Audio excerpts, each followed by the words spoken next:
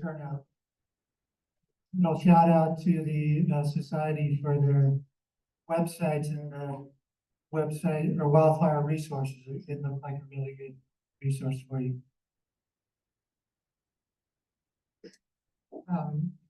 In light of the recent fires in LA, Jerry was mentioning, I thought it would be important to talk about larger picture. And because they lost in those two fires, I don't know if you realize, but as much land as the whole city of San Francisco. So I was up there a couple weeks ago touring a couple of new projects, and just the devastation was amazing. And but I also want to touch on some green building materials that we have helped get into the building system and much more fire resistant than traditional wood frame construction. But I hope you find those interesting. This is an image of Elan Leal, the property up in Julian.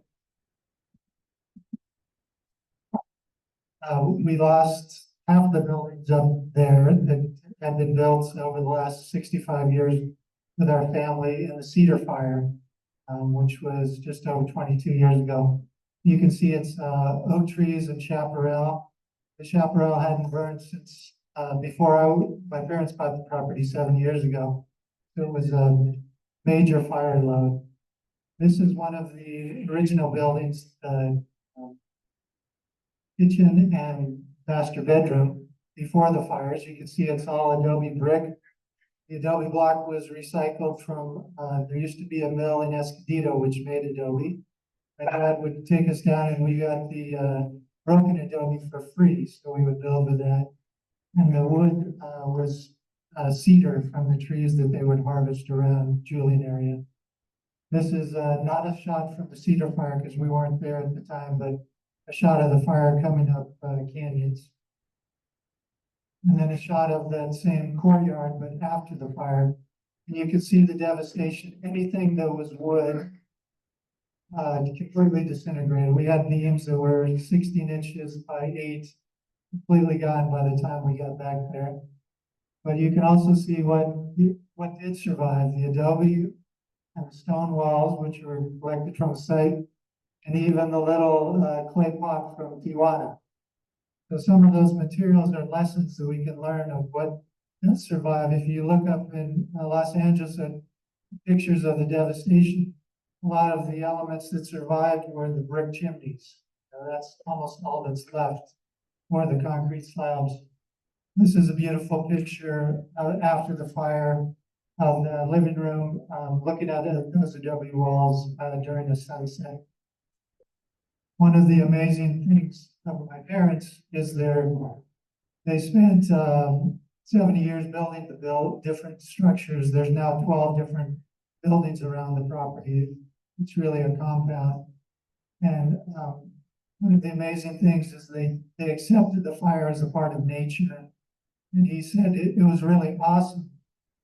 He means awe in the inspired nature as part of the cycle of life. This is a picture of the master bedroom before the fires. You can see how integrated. They didn't cut any trees when they were building. So every building was built around the native plants and trees and respected those. And this is one of the watercolors. My dad actually put together a book with paintings. And he said that it was the first time he really saw the land after the fire. So if you accept it as a part of nature, right? So this is one of those watercolors that's seeing the burned out oak and the beauty of what happened after the fire. And then I'll get into a little bit of the technical part of fires. So fires come really 3 different ways: direct flame contact, which you can see from the picture. The trees led right up to the house, and they might burn it. Depends on how well the building is constructed. Then embers, another way that they've found in studies that embers are the main cause of fire and destruction. About 70% of the burnout homes they found were ember embers. And then radiant heat, especially in the Alta Lava fire and the Palisades. the homes caught on fire, and they would radiant heat, they would explode and catch the house next door. So the neighborhood that I visited in Altaloma, not one home survived. It was so hot, they all caught on. They caught the next one on fire. And a couple of the green building techniques I'm going to touch on. I won't go through all of these, but these are some of the different materials that we like to build in. I've been an architect for about 30 years. We were pioneers in straw bale and ICCF blocks. So this is a picture of a house under construction in Bonita. Straw bale construction, wood frame, post and beam. I'm losing my voice a little. I apologize for that. So I'm not going to read every element. But you can see when the bales are plastered, it is a 2-hour fire rating. And it also, one of the things that I like about it is it stores the carbon. So it sequesters carbon from our environment. This is a beautiful project we did at Deer Park Monastery, which is in Brushland, just north of Escondido. And some of the nuns are tying the bales. You have to make partial bales sometime. And one of the best parts of the bale raising is it's like an Amish barn raising. People come and volunteer and they help put up the bales because it's pretty low technology. It builds community as you're building your building. And then we also like to work with earth and plaster, which is basically working with straw that's been chopped up, the earth, clay, and then you can make these beautiful walls. This is the rough adobe plaster. This is the finished plaster, and then this is the lime wash. And there's a tradition in straw bale construction of having a truth window. So it's a little opening that you can shows that it's actually built with straw, because once it's plastered, a lot of people don't believe you.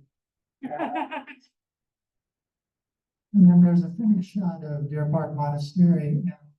All native plants, rainwater catchment in the courtyard. So this is straw bale, and it's using heavy timber recycled framing for the porches. The nuns all share rooms, so they go and they have a little bathroom facility, and then they go between. They love it because they were living in wood frame little huts before. They would sweat to death in the summertime. In the winter, they were freezing. So this is a real upgrade for them. And then I mentioned ICCF block. It stands for insulated composite concrete block. It's recycled from shipping, and it's mixed with cement. So it's a 4-hour fire rating.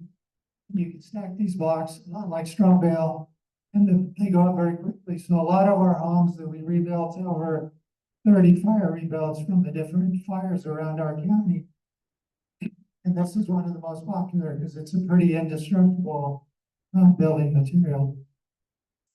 This is Chris from our office holding up one of the blocks. They're about 40 pounds because they're mixed with cement, and then you can see they're glued together, and you pour rebar and concrete into the cells.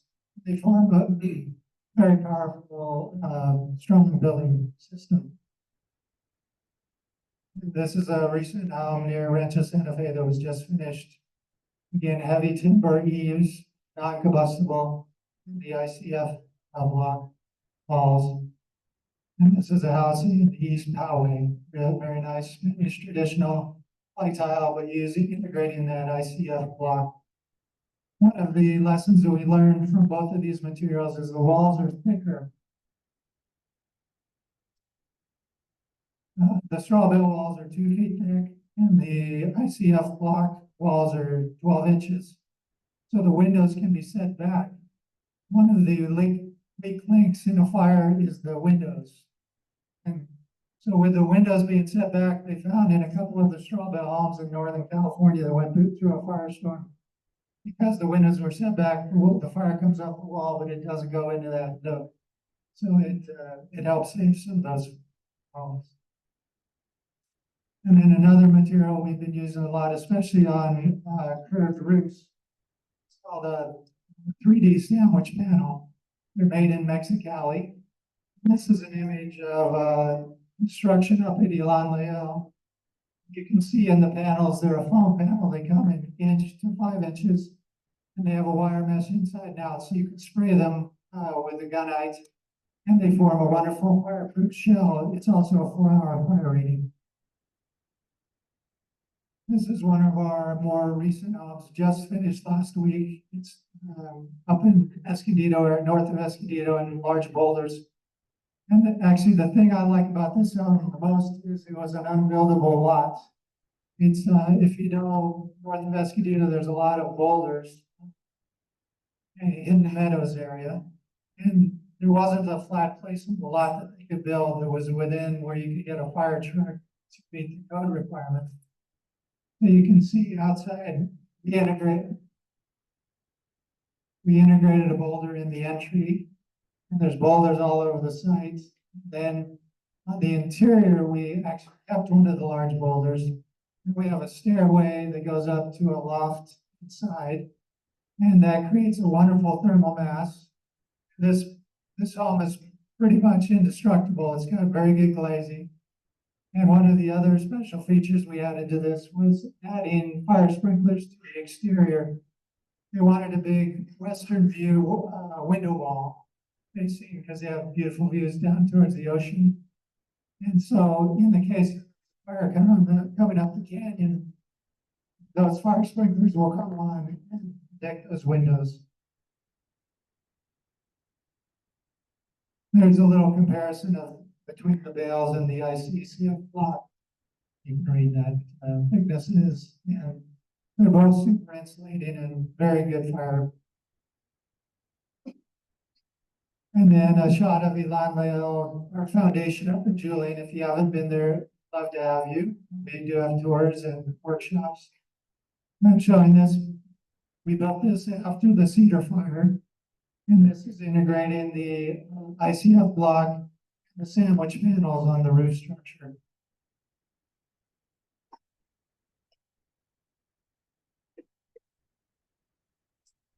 An adobe block is tried in California. This structure is up at Valley Center here on the reservation. There was an old sweat lodge that they lost it in the fire. I don't think it survived, but the adobe was melting away from the rain.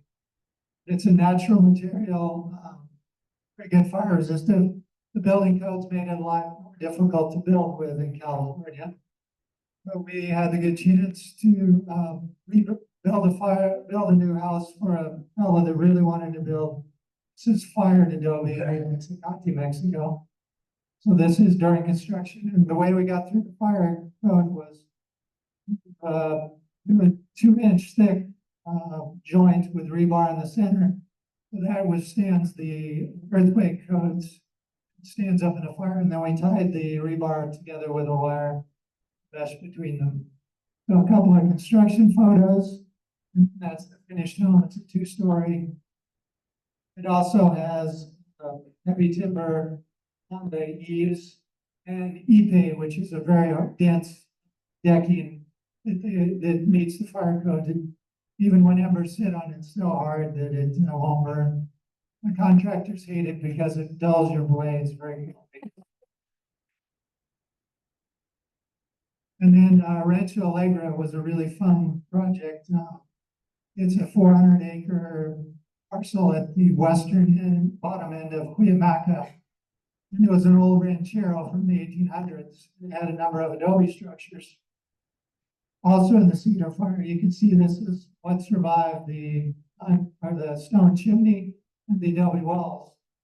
Wasn't much else. So the picture on the right is a picture of a restored adobe structure at the house, heavy timber framing, adobe block. Just a beautiful, the walls survived, but we were able to put it all back together. And then living roof, another very good fire resistant material. Elfin Forest Preserve up near Escondido. The images on the right are during construction. This one is also the ICCF block, wood frame roof, the flat section, and then the sandwich panel, the little vaults over above. This is all native plants. And a couple of other features are, you'll see these roll down shutters. You have a diffusible link, so when it gets a certain temperature, they'll close themselves. This structure is also right on the Escondido Creek, which is in the 100-year floodplain. So those shutters help protect it if it were ever to get flooded. But the materials we use also, if they get wet, they're never going to mold. They're indestructible. So that was important to them. And then Ecology, which is a wonderful foundation, they do a lot of work in North County. This was at one of their centers. You can see the living room under construction, and then over there, it's kind of a meeting room that they have up at the center there. And then I'll finish up a couple of the projects. We're working with a Native American tribe up in Altadena. They lost a couple of buildings on their property called the Tonga, which is the main tribal in the LA Basin area. You can see another lesson. Stone masonry survived, but the building, everything wood, did not. What I was most excited, I was up there weeks ago, and you can see the oak trees. These were completely burned in January. They said no leaves. The whole site was completely black. But just from the little range, you can see they're all popping back up, and they have a wonderful oak grove right there. They had recently cut all the eucalyptus, which was very lucky for them. Another big lesson we learned from that fire was the neighbors had a hedge. They lost their wood frame garage, but that hedge brought the fire right directly to the building. That was the reason they lost their garage in this property. In site planning considerations, you can see how they cleared around this property. It's all in a forest, Northern California. But brush clearing and hardening of the home is what saved that house. And then we found, especially in Julian, a couple of the main effects that can affect a fire and affect buildings from surviving are the topography. It can form its own winds. When we lost our house, the wind, I think they said the flame spreads were 150 feet. And the fireman that passed away was fighting the fire next door. He got caught in one of those flames and didn't survive. So once that happened, the whole street became a fire, became locked down. It was a crime scene. So we couldn't get back for a week. Some of the effects of vegetation in canyons can really create a whole different fire than normally would be. I'm not going to touch much on this because I think Greg will, but it's about declaring. One of the main lessons for saving fires is the first 5 feet is no wood chips, no wood fences that come right to the building. So those are little things that we can all do. I live in Kensington in a 100-year craftsman home, but around the building, I don't have anything that's flammable that can come up and, burn your house, because that's the real weak spots. And then this is an image. I'll let the other two talk about the big picture. And this is a little case study up in Northern California. This is a straw bale home in the Eaton fire. I think it was the get the fire. But you can see the metal roof, timber walls, or timber frame on the porch, and then straw bale construction. The flames came right up to the building. They had some amazing pictures, but survived that fire. And then really, if you get into the codes there's a whole section that's been in here since 2007. And all of these practices, most of the homes in LA were not built with these practices, but they are going to save a lot of homes in future fires because they really are. This is a good illustration of how we used to do it. Wood shake roofs, horrible idea. Today's Southern California, wood trellises that come right to the building, or piles of wood around the house. And in the Altadena fire, I saw a lot of vents that had very big screens on them. The embers can get in there, start their floor on fire, or get in the attic vents. So now some of the non-combustible roofs, non-combustible screens. Some of the studies that I've been doing recently, they found that the boxed in eaves or heavy timber is the main place that buildings catch on fire, because the fire wax often burn up the walls. Like I said, if the windows sit in, that helps protect them. But the eaves are the first place to go if there's not embers that are getting inside. So those are some of the main tips that you can learn and do yourself on your own home. And then just closing on another one of the watercolors from my father. That's another oak tree, and he loved blues and greens, if you know his painting and work, but he got into a lot of reds and burns. Actually used blacks after them. And then this is an invitation again to come visit us at Whitty Lawn Layout. We have a wonderful website. It's mostly native plants all around. There's a lot of oaks that have come back. And this is our center. We have retreats, weddings, art classes there. And here's a couple of website for Hubbell and Hubbell and Free Lawn Layout if you're interested.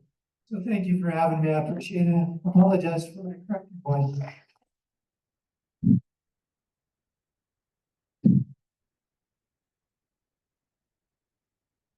I'm going to introduce Greg. Come up and speak.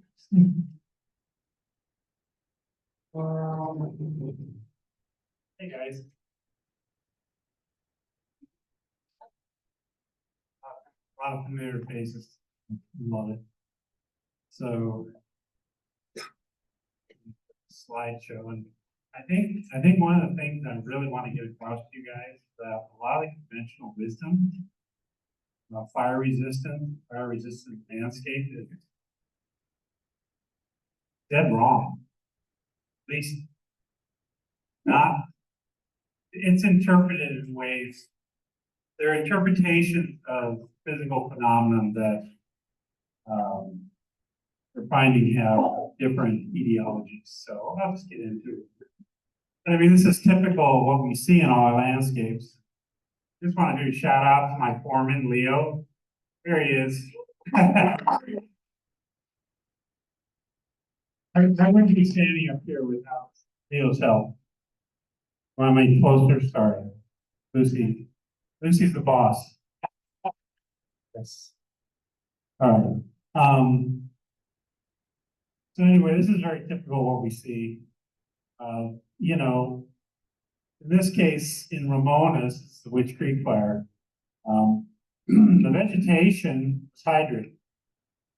You can see that sprinkler head right there, and that's appearing to be one of the main deciding factors on radiant heat and whether the fire actually carries up into the architecture.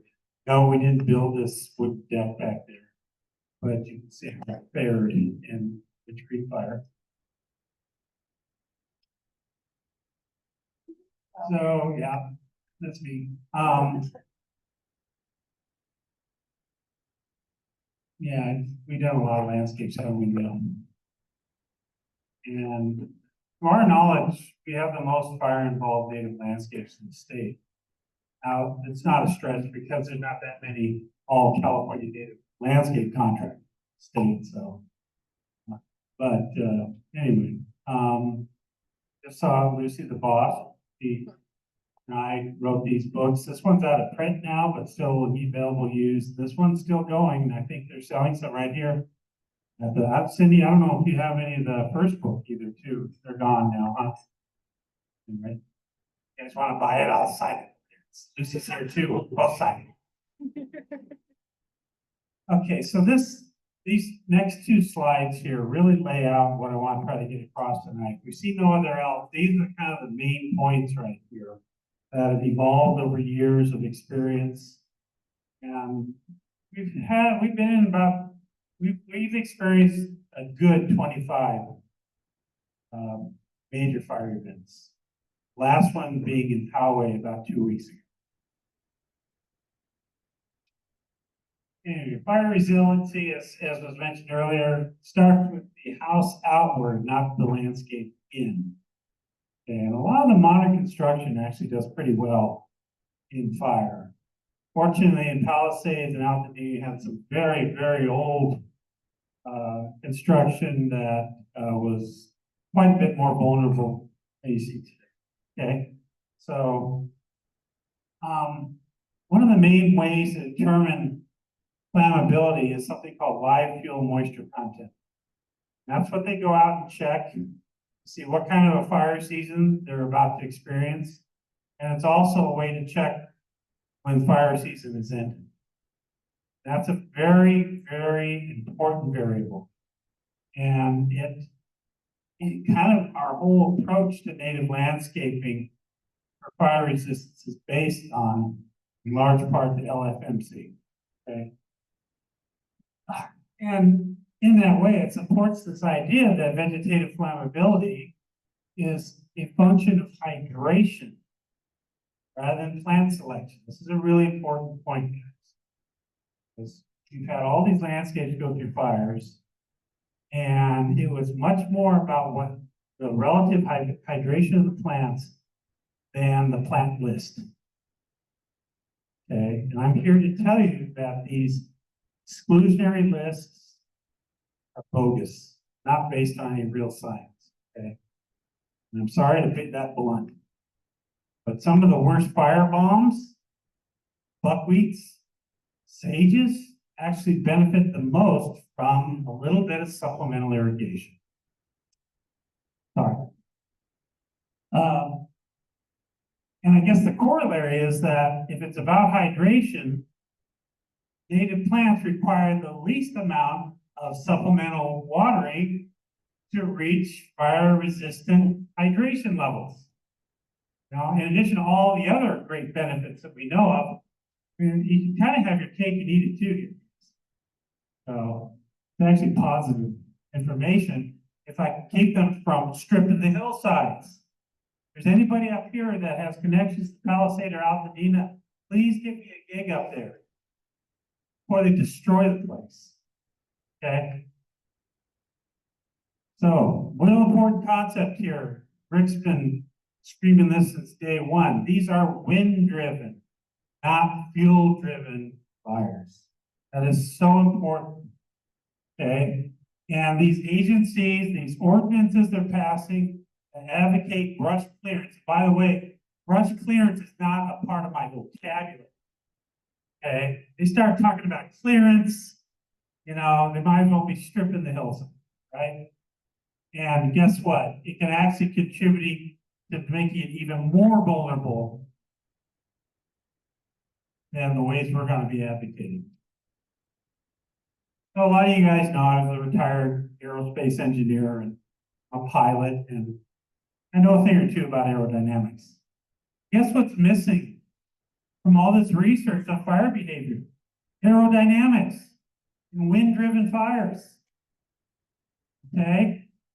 We need the science in there, guys. We need to know how the fluid dynamics of these fires, because they are a fluid, okay? And they are completely saturated, hypersaturated with embers, okay? And when they encounter different obstacles in that, how will they behave? What does orographic lift do? What does sort of a quasi-airfoil do? What do blocking structures in plants do that are hydrated? Okay, where is this research? Yeah, I know, I wish I had the time. So everybody's focused on vegetation and they look at it simply as fuel, right? Again, these are wind-driven fires. And so then the potential benefit of hydrated plants of various configurations working as ember catchers, ember coolers, creating blocking, creating orographic lift, that's all ignored, okay? By the way, these are from Poway, Cedar Fire. I think that might have been Randy Jones' house. Here's another one that's absolutely confounding me because they're banning this stuff as quickly as they can up north, right? Shredded redwood bark, right? Organic mulch of choice for a lot of reasons, not to mention the ecology that it creates. Well, They're banning it up there because they see it as a huge fire hazard. Well, yeah, in a fluffed up configuration, sure. You know, when we were kids, we used to burn steel wool, right? So that's oxygenated too. And also this, I've seen hydrated oaks, sycamores, cottonwoods, even manzanita save structures. I had a client in the Pines fire in 99, 98. Their house was completely surrounded by a dense little forest of natural manzanitas up there. And even I looked at it and I'm kind of, well, they were lightly hydrated. Here comes the Pines fire up the canyon. It hits this grove of manzanita, splits, burns down both neighbors, and continues on up. House was completely intact because that was the only thing that was hydrated there. All right. So these paradigms, we gotta just crash these paradigms, man. We gotta be looking at different. This is a little quote from Rick's website. Yeah. It says, according to scientific research, this is real research. There is no additional structure protection provided by clearing beyond 100 feet, even on steep slopes. The most important treatment zone is from 16 to 58 feet. The insurance companies are telling you to clear 100, 200, 300 feet. Well, that was Alex Seifert, John Keeley, and a whole bunch of other people did this research in 2012 and quoted in Rick's website. So complete clearance around homes results in total exposure to wind-driven ember attack without perturbance. And clearing all the surrounding native vegetation allows for colonization by annual weeds, this type conversion, soil desiccation, complete loss of habitat, increased mega erosion, loss of regional identity, and unhindered exposure to wind-driven fire. As Rick would say, create the perfect bowling alley for embers, right? So let's get into this a little bit. What are your ignition sources, right? So let's pretend humans didn't exist. Let's go back 25,000 years, okay? Well, the Chaparral ecology was long developed. By that time, it's billions of years old, okay? So you take humans out of there, what are your ignition sources, guys? Lightning. Did you say lightning? Wait, how about lightning? What about lightning? You know what, though, I got another one. Okay. Volcanoes. Think about this. How often do you have lightning storms during a Santa Ana wind event? Right? So it was a pretty rare confluence of events that will allow for this ignition and then finally to get picked up by the winds and offshore off to the races a million acres at a time. So the vast majority are human caused, okay? John Keeley did a study and Alex, 97 to 100% of all Southern California counties from 1919 to 2016 were human caused. I know in Escondido, going back to 1900, we don't have a single natural fire to have any consequence. So what are some ignition sources, right? Well, arson. Got a lot of sickos running around, unfortunately. This is a big one, electric fires. I did a lot of the survey work in 2007 for SDG&E. We estimated we lost between 10,000 and 100,000 mature Engle and oak trees. Smoking, I hope this is becoming less of an issue. Trash burning, somebody in the Puma Shop fire decided to burn the trash in the middle of Santa Ana and burn down half of Palomar Mountain. Cars, see this sometimes with the catalytic converters going and spitting out its guts at regular intervals, or dragging a chain, a trailer, and sparking away. And then this is another huge, well, children playing with fires, that's still a thing. Right now, the 2014 and 17 fire, the 14-year-old girl was running around lighting fires in North County. Right? But then this is also a big one, guys. Ironically, in the name of weed abatement, fire. This is less than a mile from my office. I saw the smoke. I got the picture. You can clearly see what lit this thing up.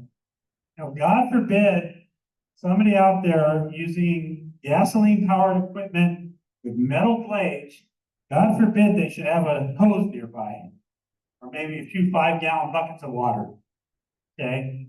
The word to the wise here, guys. You're doing any of this work or have somebody doing, make sure there's a water source nearby. Because these things spark all the time. All right, so we'll talk a little bit about zones. This is the typical approach. First zone is 0. It's pretty new, first 5 feet out from the house. There's some debate on this. Honestly, in my experience, I believe it works. We'll talk about it. Then the next is zone 1, which is usually the next 30 to 50 feet. And then zone 2, which is usually the next 50 to 70 to 150 to 300 feet. Okay? I mean, talk about wind tunnel. Okay, so this is what zone 0 looks like. Keeps the flames out from under the eaves. That's the theory. We're debating this, whether to allow plantings in this area. I'm fine with succulents and monkey flowers, for instance. So I don't know if it has to be that hardcore. But here's an example where I believe this concrete apron saved this house. This is in Ramona. It was a very hot fire. It was so hot that the lawn actually burned. Both neighbors burned to the ground.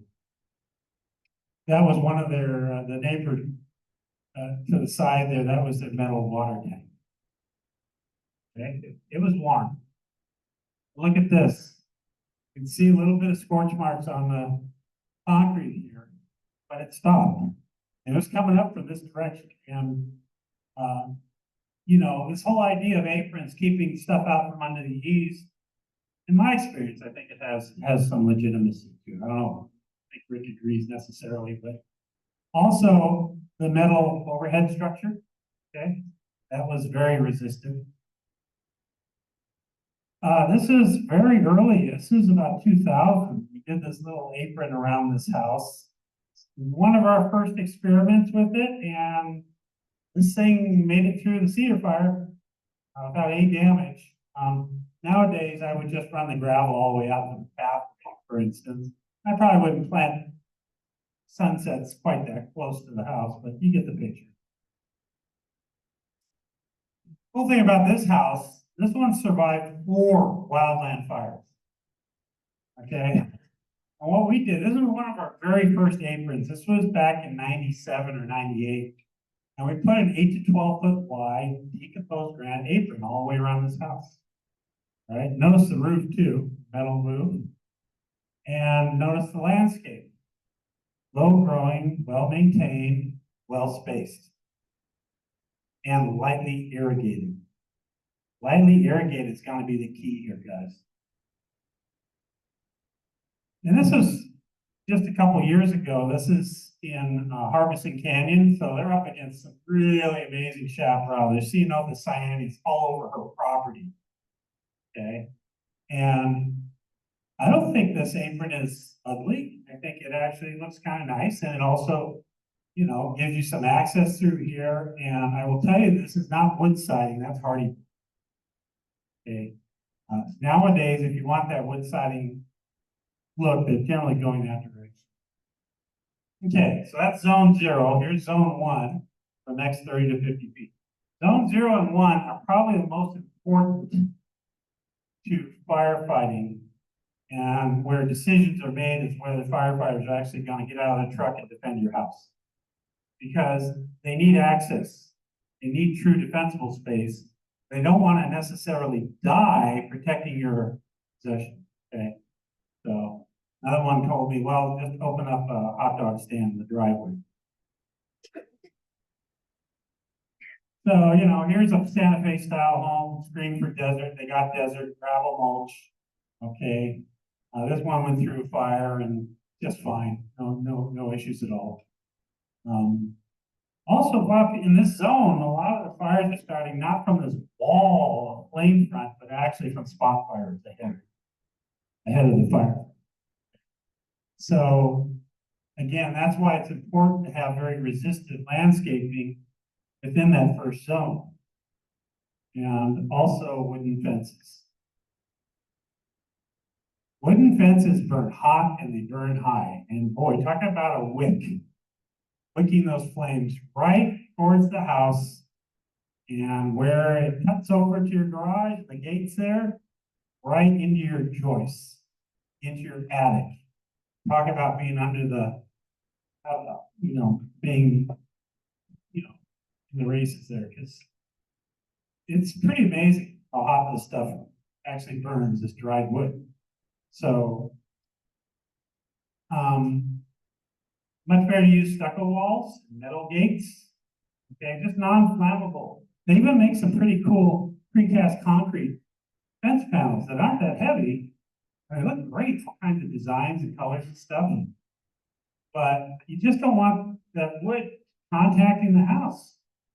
And also, don't pile up your firewood against the house. Really not a good idea. We'd also see wooden sheds burn, too, same kind of idea. Even if you move the firewood out to where the fence is, you're better off. Just get it out from under the eaves. Zone 1, it can be entirely native. This is an example. It's a native landscape in La Jolla. And you're looking at a lawn, or what was supposed to be a lawn, except the customer decided not to mow it because she liked the look of the meadow. So that is our field sage, Carex progressiva. It's a wonderful lawn substitute. And yes, it can be mowed. When you mow it, it even smells like this.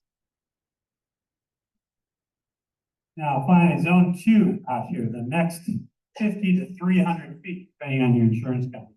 Are there any insurance adjusters here, by the way? They never show up. Oh, well.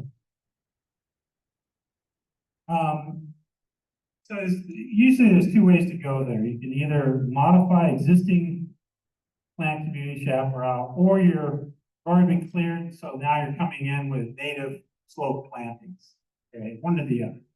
So looking at modified existing, site hygiene is everything. The only thing native is this oak tree here. All this is mustard and fillery and oak grass. Yeah, this whole part of the 10 acres is just going simultaneously. Complete flashing. And here's a site that was cleaned, that's got good hygiene, when we took out all the non-native weeds. So the result is the only thing that sort of smoldered was the natural duff layer. And you wouldn't even know it burned anything except for the deadwood knot, this Mission manzanita that burned out. But the rest of the tree is perfectly healthy and hydrated. Even the moss, lichen are just fine. So that was the cedar. It's not a serious fire. And this is a really good concept here too. This is to prevent what we call fire laddering. So basically, this vegetation right here, this space needs to be about 3 times the height of the understory vegetation. So this is 18 inches, 4.5 feet. You prune up to about 6 feet. That make sense? This is a really important concept. Fire laddering gets you into trouble real fast. Start to get into a crown fire situation. Also thinning. I never want to hear the word clear. Okay? Clear is the worst thing you do. It's called thinning. This is what that looks like. Okay? This might even be a little over thin. Generally, it's 40 to 50%, no more.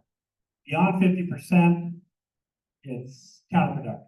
You open it up way too much, you get weeds, you get flames coming right through it. Okay?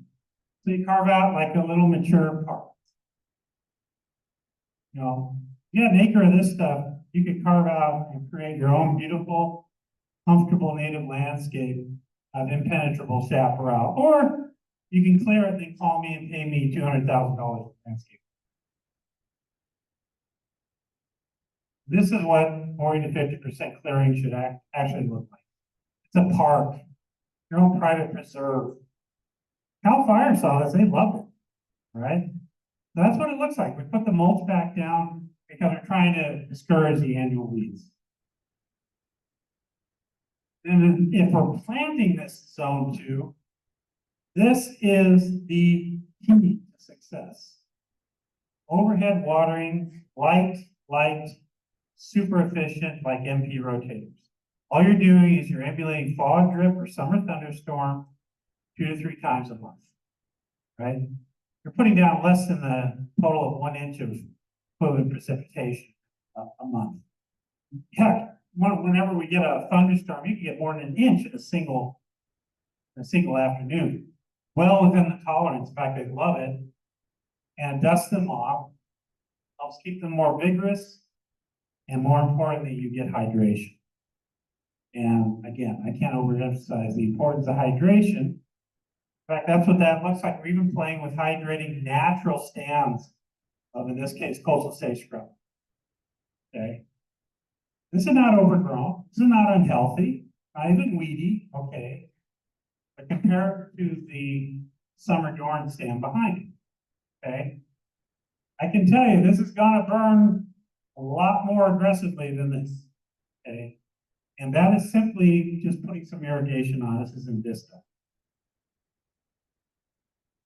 So the Navy heard about our success and they hired us to do some research, some actual scientific research content.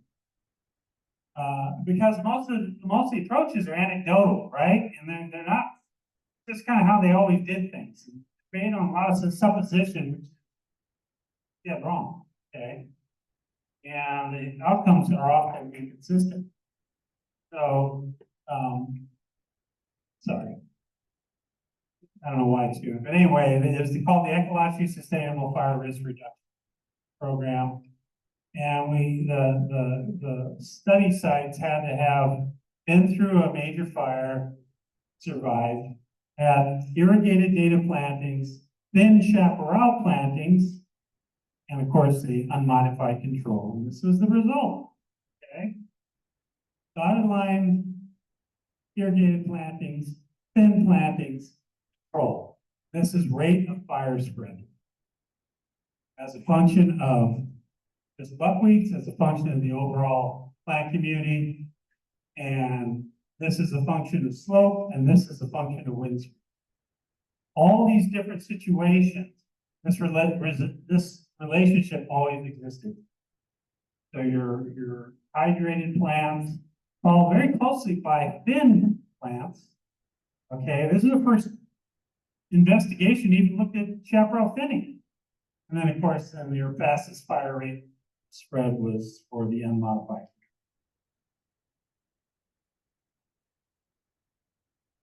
People always give me a hard time about this mulch, right? That's shredded redwood bark. And for those plantings that like organic mulch, this is by far the best stuff. It's the closest thing to a natural duck layer that actually forms in these ecologies, right? And the key is it has to be consolidated. That's what the overhead watering does. It goes from 3 to 4 inches down to about an inch or less. At that point, it's a very poorly oxygenated fuel. Okay? And you get so many benefits, including maintaining the hydration of these plantings. And this stuff actually acts as a vapor barrier. I get complaints, well, Greg, you know, the sprinklers, they hardly penetrate the mulch. I say, exactly. Because you're hydrating the mulch, it's actually acting as a vapor barrier that inhibits evaporation of a very lightly humid soil substrate. Okay. You don't need to be saturating native soils. Okay. Kind of the worst thing is not a lawn, right? Not a vegetable garden. And as far as growth rate, we use 1 gallon. That's a slope 14 months. And we're going to talk about some actual burns. One thing that I have to laugh, a lot of these, I really appreciate Drew's presentation. The only thing missing from these fire ecology talks is fire. So let's see some fire. So this is the redwood mulch. You see how it performed there. Not all of it burned, okay?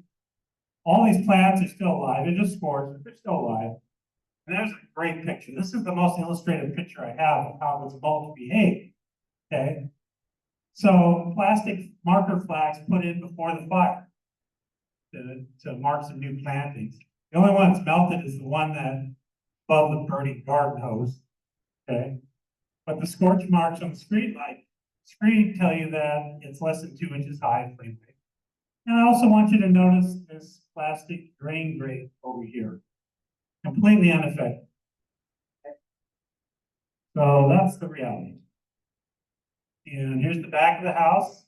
Zone 1, lots of hardscape. My big mistake was very early design was I used the organic mulch underneath the eaves. We no longer would do that. Plants were no problem. Of course, the house was built to modern fire specs, okay? So it had all the good structural stuff with the plugged up tiles, boxed in eaves, screen vents, okay? The double pane metal frame windows, not vinyl, okay? And notice all the marker flags that are unburned, huge sections of mulch that never burned. This place in the Rangeland fire, you wouldn't know a fire came through except for this incinerated Ficus benjamina. But this is made, wow, great. Look how well it does it. Really, and also look at the overhead structure, right? This is not wood. This is masonry and steel, okay? So the house did beautifully. And here's a great little expose on relative hydration. Ground cover rosemary, black smudge. This plant right here is actually a buckwheat that a bird planted. And it was getting watered, this whole thing was getting watered once every 2 weeks in Ramona in summer. That was enough hydration to leave this buckwheat with green leaves. Unfortunately, not enough for the rosemary. Probably would have needed about watering every 5 to 7 days to maintain good level. So that's what I'm saying. Every 14 days versus every 5 to 7 days. Okay, in this case, again, I shouldn't be planting that close to the house, but the lesson to be learned is that because they were hydrated, there was very little radiant heat. It didn't even scorch the paint, stuck them. Okay. Of course, you saw this picture with the concrete apron. And this house in Ramona was in the Rangeland fire, and yeah, I didn't build this deck. I will tell you though that I think they put hardy board facing, which is good. But again, it's scorched, 100% alive, just scorched. And there you can see one of the sprinkler heads right there, and didn't generate enough radiant heat to burn the wooden deck. There it is 3 years later. Show you what it kind of looked like before the fire and nothing died. And this,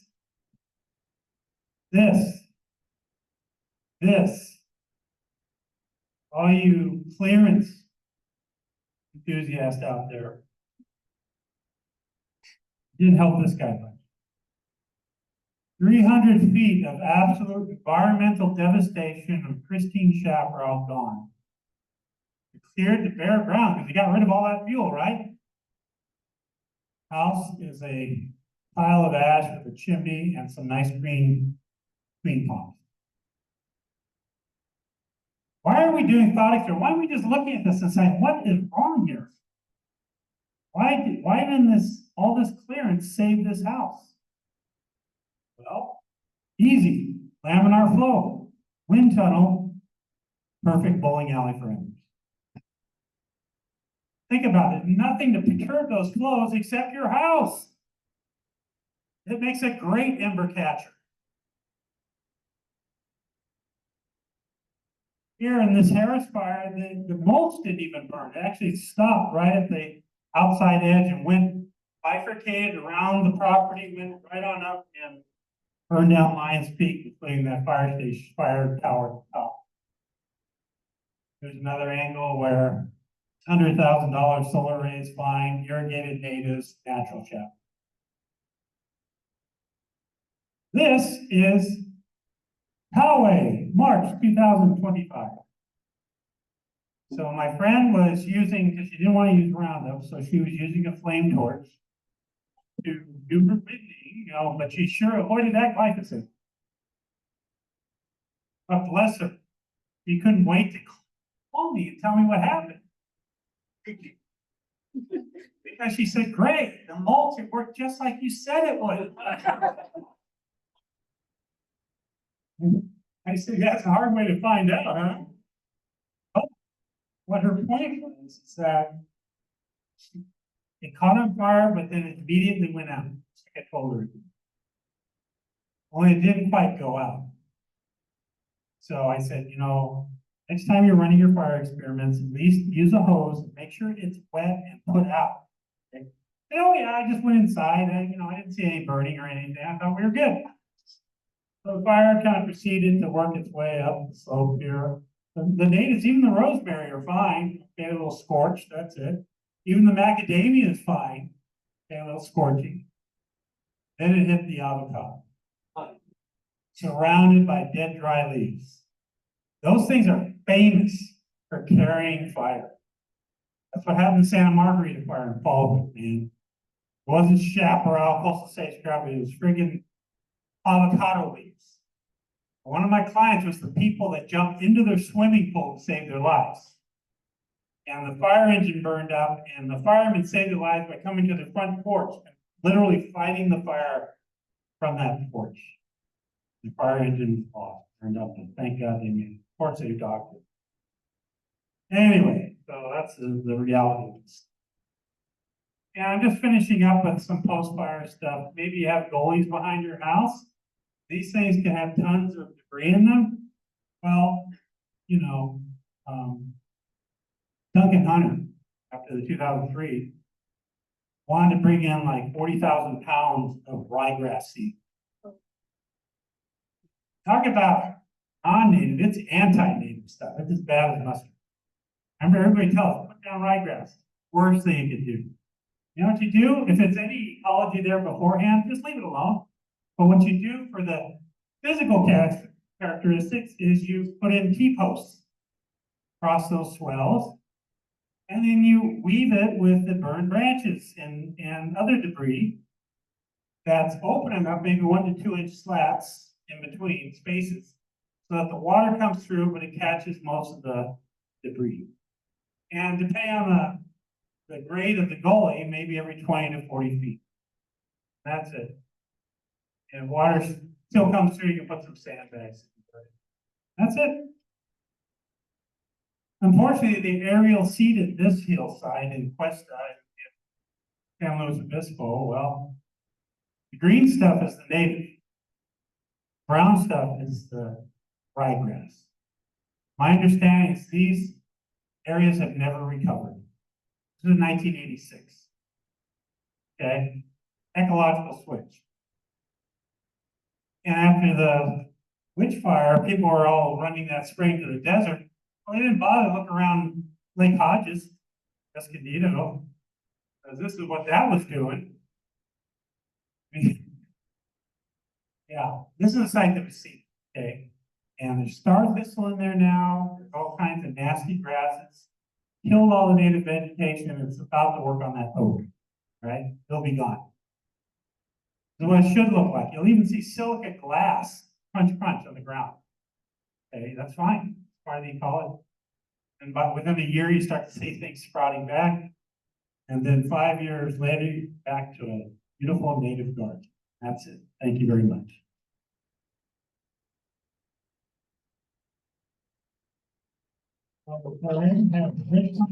Ready? Got a lot to tell you about the real deal with the chaparral. Okay, I want everybody on this side of the pillar stand up and face that one. We should turn around. Over here. And I'll be on this side of the pillar, stand up this way. Right? Now we can all see each other, right? Okay, we're gonna talk about fire. Put your branches out. What kind of ecosystem are you in? Forest. Call it forest. Hi, Fred. Okay, so we're gonna do a little, keep your arms out. We're gonna do a little ground fire thing that everybody thinks is normal. Get you a little, make a little noise like this. Okay, you over there in the corner, those 10 people do this. Okay, put it down. Okay, and then another Everybody do this. Okay. Kinds of fires you can have in a forest. Devastating fire, which we just had. Beginning little surface fire. And then sometimes we have little flare-ups. All three things are normal in forests. Okay, sit down. Not done yet. Okay, now put your little branches out, your manzanitas now. Okay, you ready? We're gonna have a fire in the chaparral. 1, 2, 3, go. That's it. The only kind of fire you can have chaparral. That's it. A high intensity, large, super hot fire. You guys awake now? Okay. The problem is we put people in the way because it's a pretty place and our houses burn. So now instead of enjoying nature, it's not nature anymore. We call it fuel. Stop it. It's habitat. People start talking that way, that word's got to be excised from vocabulary. Because you know what happens when you label things the wrong way? They become that thing, right? Okay. Words matter. So it's habitat. And we can live in it without being destroyed. And that's the positive part of this presentation. You cannot stop large, high intensity fires. It's not possible. We can stop the devastation of our communities. We can have communities where we're sitting in the backyard with our cocktails and watch fire go by. If the homes are properly designed. Now, I don't know about you, but CAL FIRE thinks everybody lives in a $5 million home with 300 feet that they can manage. I don't know about you, but I don't live that way, right? Most of your homes are within the 100-foot defensible space, much less the 20-foot, right? We don't have enough money to have copper gutters and all those fancy bells and whistles. So what are we going to do? So I don't want to talk about homes very much because frankly, it bores me to death. Because I tried so long to get the governor and the legislature to, okay, if you can focus on the house and give people money to retrofit their homes, I'm thinking, they'll stop grinding up the vegetation. So a recent budget, they allocated $1 billion for fire risk reduction. 5% was allocated for anything related to protecting homes. However, the governor's office and his assistants said, oh no, 50% of our money is pointing toward that. They just lied. You know, so I said, all the things we said didn't seem to matter. We thought they'd back off on grinding up the habitat. They just doubled down on it. Because, I'll tell you why. In the 1930s, there was a devastating fire, Oakland Hills, Berkeley area. It was horrible. They passed an ordinance to outlaw shake shingles. That ordinance lasted 6 months. You know why? Shake shingle industry. Do you know why shake shingles aren't typically allowed anymore? They're flammable, huh? No, there's no shake shingle industry anymore. That's why what happens. That's why CAL FIRE thinks you live in a $5 million home, 300 feet around your house that you can manage all these zones. Please, right? There's no agency that's designed to protect your home. CAL FIRE and the rest of them are here to stop wildfires. And yes, they'll try to protect your home. So what has to happen is we have to look at this situation like want to protect lives and property, not stop wildfires. It's two different questions, two radically different approaches.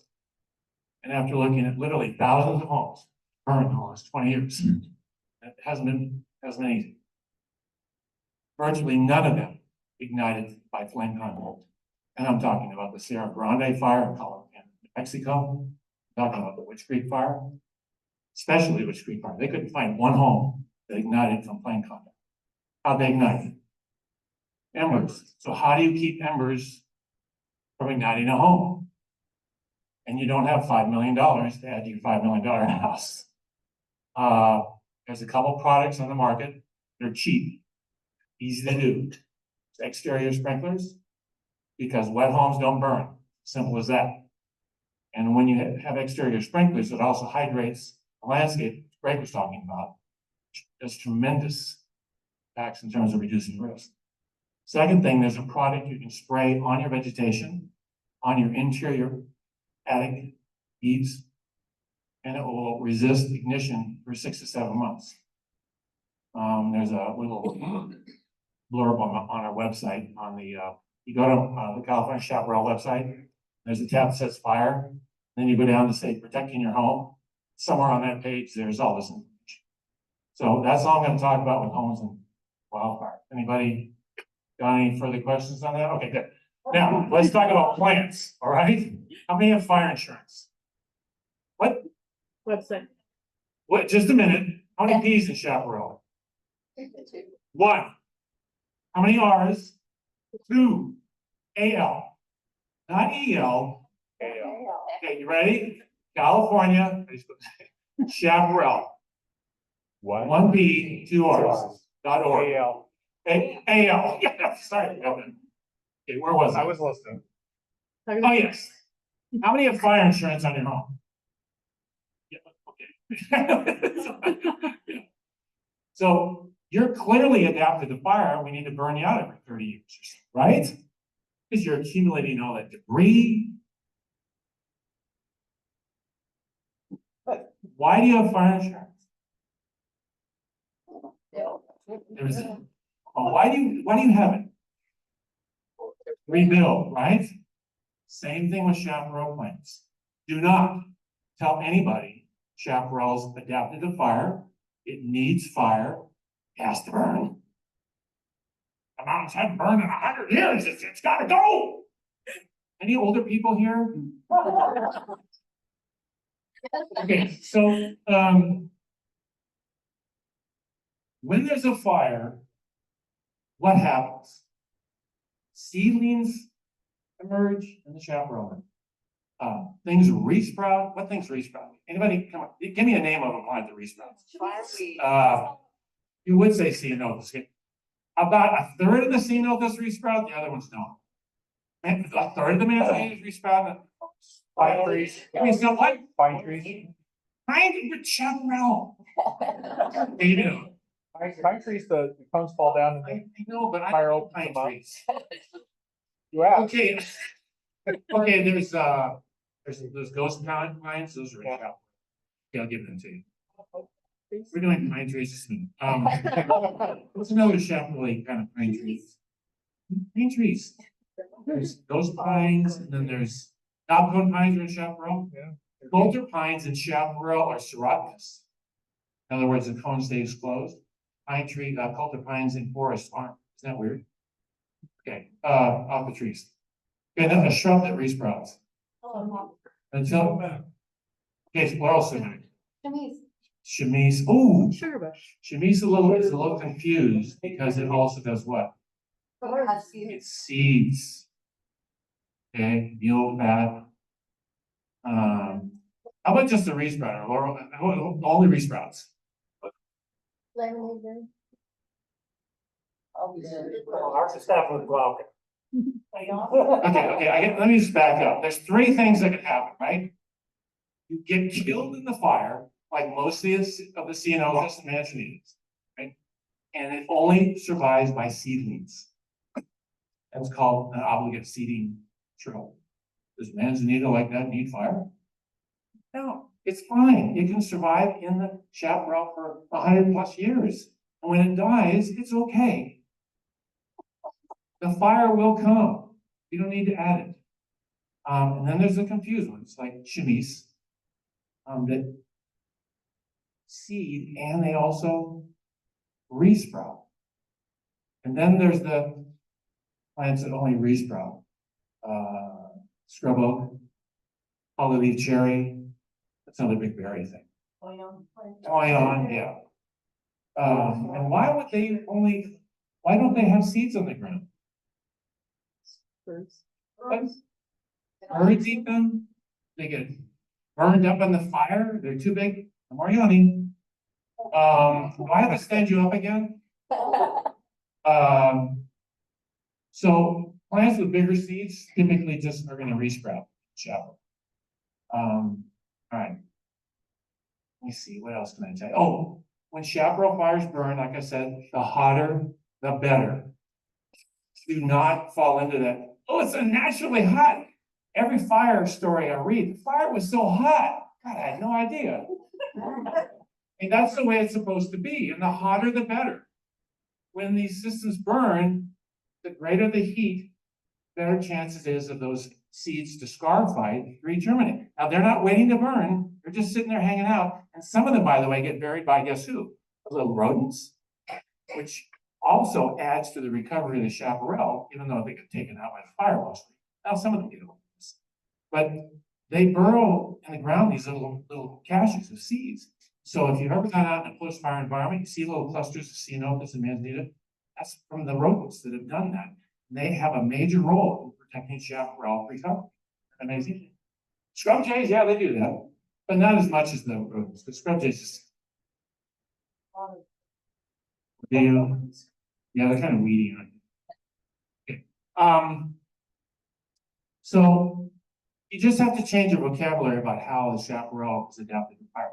It's adapted to a particular fire pattern, right? It changed the season, which usually is going to be in the summer or fall when it burns. When there's no water in the soil, not in the spring where Cal Fire wants to do this for scrap burns, because that often kills everything that's in the soil because of the steam.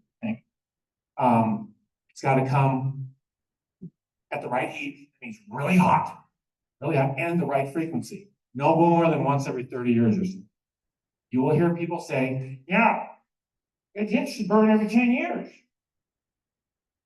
If that happened, there wouldn't be any chaparral. So it needs at least 30 years to do what? Recover, huh? It's got to be long enough for the seeds to form from the mature shrubs, right? Takes a while for those seeds, and then add to the bank so there's extra cash in the soil, right? The burrows on the ground have to get enough starch back to resprout properly. But there's a paradigm out there that really resists this.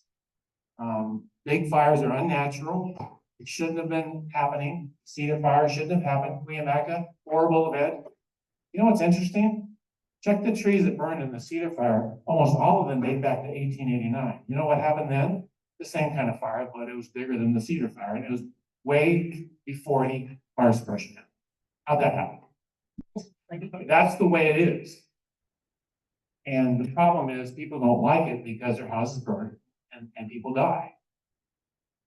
We can't blame nature and plants for our decisions to build where we do.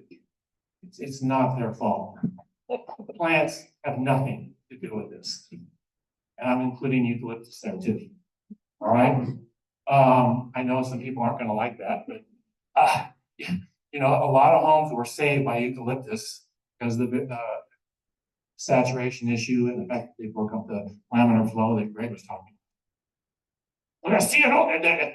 These plants explode. Houses blow up. They do not. You know, so just be careful because the media, especially nowadays, has been designed to cause catastrophic panic and anxiety, and they've got you because you love it. I stopped reading the news after the last election. Let me tell you what's happened to me. I've lost 10 pounds. I sleep through the night. My wife says I smile a lot. And the only reason I'm here tonight is because I got out of this fire home burning business and suing Cal Fire like 4 years ago. Now I can drink once in a while and it's okay. That's why I'm here tonight. But it takes a while to really confront the fact the system is not designed to save your life, right? It's designed to blind people. It's not the fact that the homes are flammable in LA that because the woman who was the fire chief was a woman, or the fire hydrants, or Gavin Newsom. I mean, really, it's about our choices. So what I like to do right now is I want you to ask your partner next to you a question that you've been thinking about, right? About fire, what's confusing to you. And just talk about it for a second. And don't hog the conversation. Trade off after about a minute, okay? Go. You too.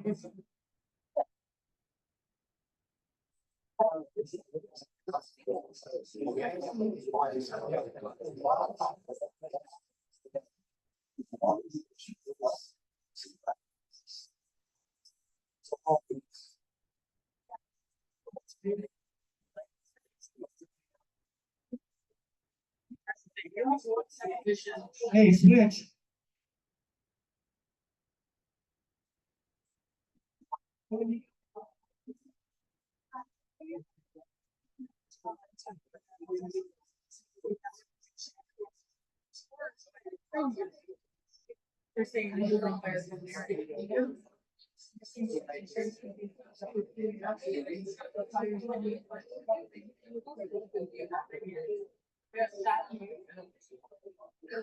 Hey, hands up.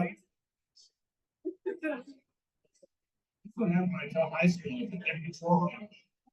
Ah. Okay. Started it. Ooh, I love that. All right, now look, if you heard an interesting question you thought was really intriguing, I don't want to hear yours, okay? You know the thing about listening, a lot of people have forgotten that, so if you didn't listen, you're in trouble. But I want you to ask a question you thought was really cool that you heard, not what you asked. Right, and let's have a few, yes. Did you talk, who did you talk to? Okay. Okay, it's a question, I'll repeat it. See, why can't? Well, why can't wildfires be prevented if homes can be saved? Okay, so, under the right conditions, some people may say they're wrong. Long-term drought, high temperatures, strong winds, and there's people on the landscape. Am I still talking? Did you turn it Turn it off? I know, I'm still talking. But- Here, fix this. Am I still talking? You see, the whole thing blew up. Okay, I'm fine. So, You're on. It's on now. I have to talk that loud again. No. Okay, so, and you have people on the landscape, the fires are going to ignite, there's nothing we can do about it. I mean, literally, the sparks are gonna fly, Bob's gonna be doing his weed clearing, right? It's just gonna happen. The fires that happen naturally, we put out all the time. Those are the lightning fires that usually happen in those monsoony seasons in the September thing. And here's what you're gonna hear. Well, look, the fuel breaks in all our defensible space, they work on 98th percentile of all the fires. And I look at these people, I say, yeah, but nobody's dying in those fires. No houses are burning. Well, can you imagine if you were a general and you lost as many lives and homes and you were in charge of protecting? I mean, how soon you'd be fired? I'm not criticizing fire agencies because they're doing the best they can. The wildland fire agencies have a myopic thing about fighting the fire, right? Municipal people don't get it. What, you know, and Roger Hedgecock, remember him? Yeah, he got on the air and blamed, you know, the city fire department for not doing their job. And he said the Marines put out the cedar fire on the Miramar Air Base, you know, for free. Okay, let me tell you what happened. The fire stopped in 6 foot tall chemise and ceanothus on the base. You know what happened? It hit that coastline moisture barrier. And that's the other thing I want you to understand. Don't let anybody tell you this home didn't burn because of XYZ. They don't know. Nobody was there. All right? Yeah, you can do a lot of things to reduce the flammability, but what really caused a home to burn or not, it's really difficult to tease that out. We all want to say the things that confirm what we already believe. Careful of that. When you get older, you should know this by now. Some people that are older seem to go the other way. I don't know what the deal is, but really, the concept of skepticism and questioning things, just because you heard it doesn't mean it's true. Honest. So you really have to question things. Just because you heard it from somebody who sounds like they know what they're talking about, like maybe me even. I mean, look it up. And not on, you know, your favorite confirmation website. All right. Another question. Yes. I just, you know, it occurred to me more that there's a problem with, they don't have the forest fires and wildfires in Germany because they have managed forests. And so they have people who are constantly grooming the forest, and we just do not groom our wildlands. I wanna get a house in Germany. He's talking about why they say, look at Germany, they don't have big fires and we do, and they should groom the forest like, we should groom the forest like they do, and right? Yeah, Okay, it's wet and it rains in Germany. Hello? The Cedar Fire, there was a big deal. How many of you were during the Cedar Fire? So you remember this stuff. It hit this supposedly, very well executed prescribed burn up there that they'd done like about 6 months before the Cedar Fire hit. And it got up to Mount Laguna and it stopped there. A wonderful success. It was raining. I mean, but they didn't see that. You mean, you really do know this, don't you? I mean, people actually don't see the truth because they can't. And the Paradise Fire, I just sort of whisper over here. I mean, there was a fire right in that same forest 10 years before. And the reason it got to the town so fast was because they did all this salvage logging. Well, let me back up. One of the factors that caused the fire to reach the town so fast is they did all the salvage logging and created more flammable material on the ground, but they technically had done it prescribed burn 10 years before. And the town burned to the ground. By the way, before the fire got there, all right? It wasn't raining. Well, it wasn't raining. That's true. Did that help your? yeah, it does. Anyone else over here? You guys haven't asked. Yes. So the governor has executed a lot of money for wildfire relief.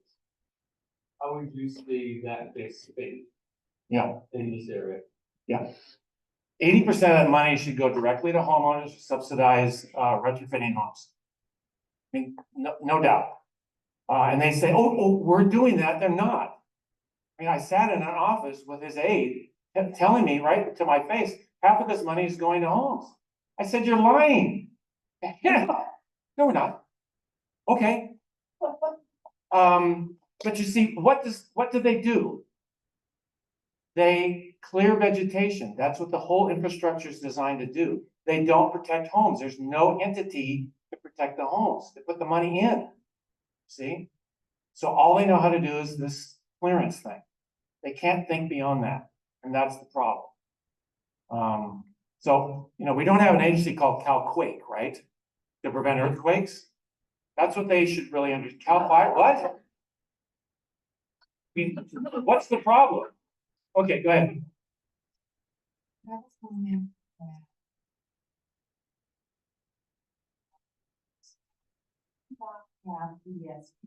They don't have what? Yes. Right.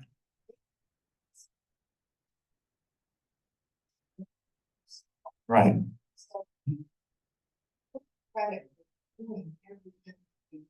Right. Right. So start hearing those headlines about where were they before the fire?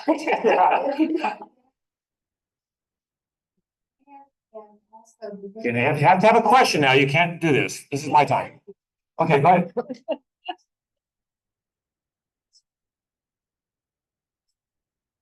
Afraid that has been spread out the state and wild. And Wonderful, what? Oh, yeah, what about that? Oh, an alert. Oh, cameras? Okay, yeah.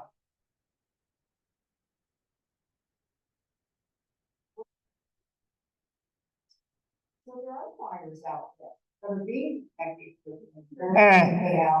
They're not gonna be able to stop these things. I mean, it's not gonna happen. Yeah.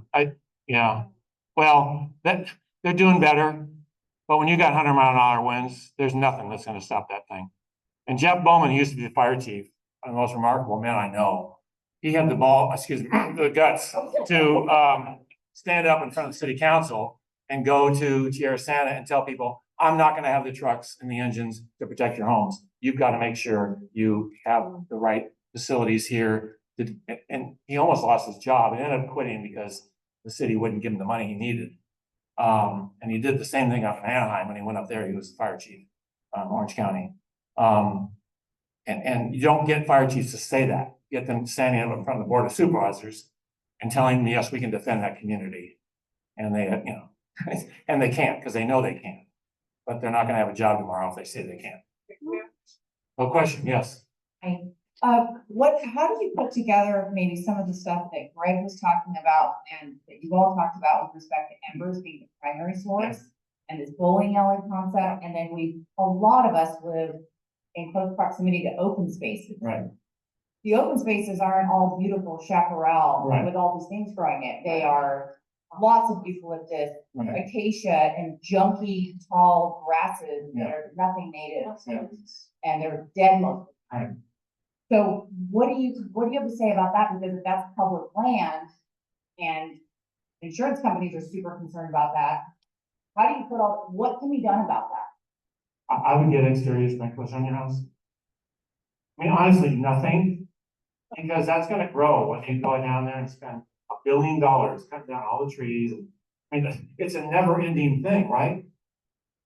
Give Aunt Betty $500 to put an exterior sprinkler system and it's done.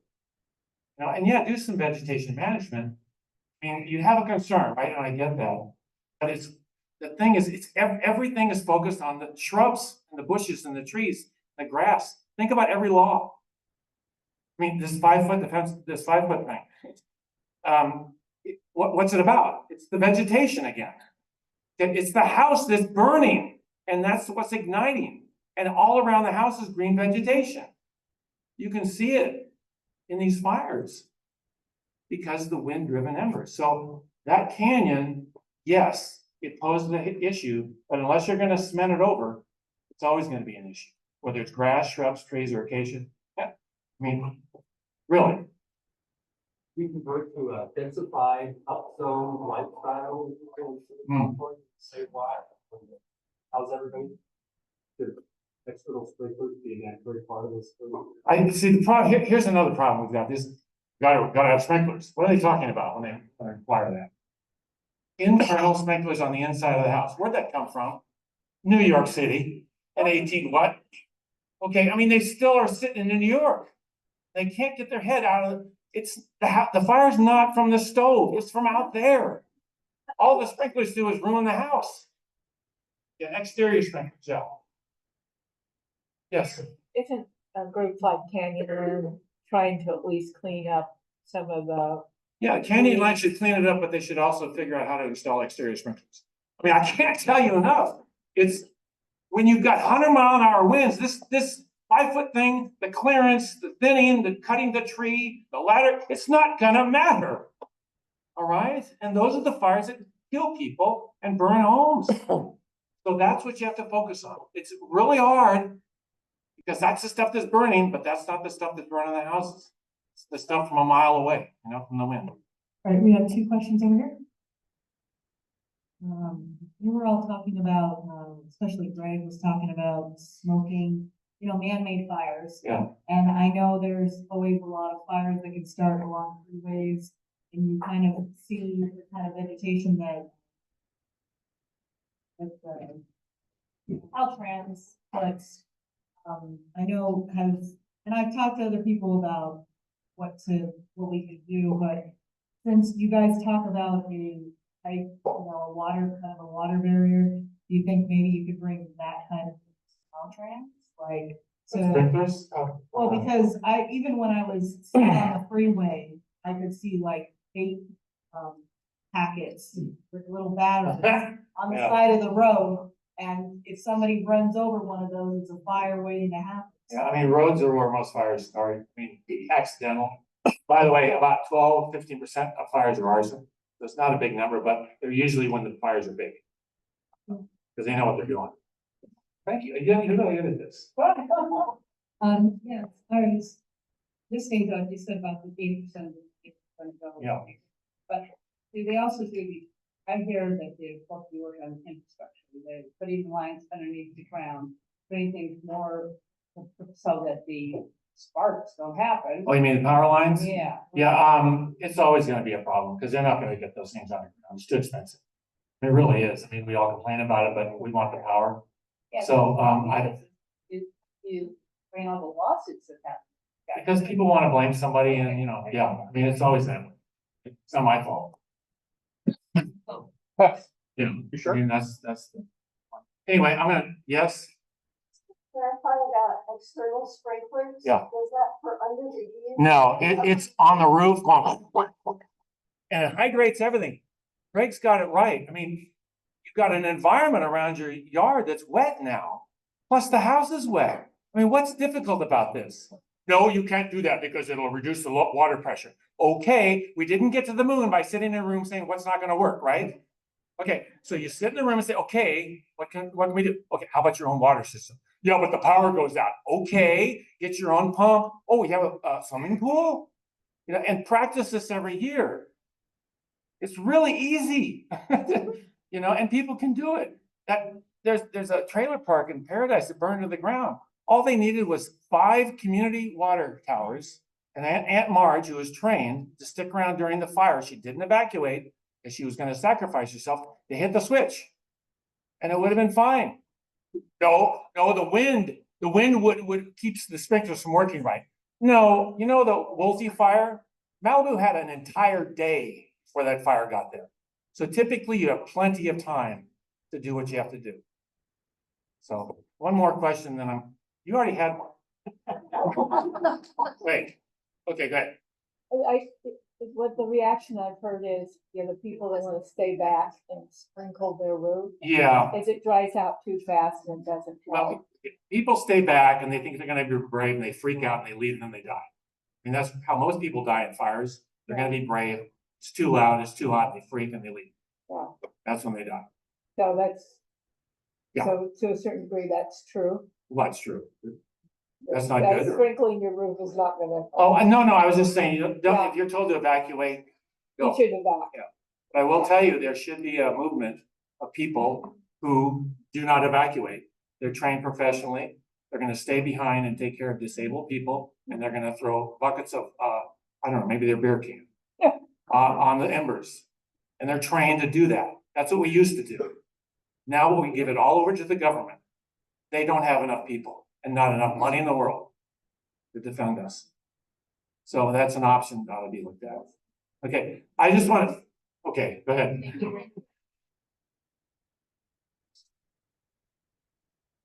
Sprinklers. How do we do that? Well, there's a bunch of companies now that have them. You can pay for it, gets pretty expensive. But there's a lot of, huh? And what?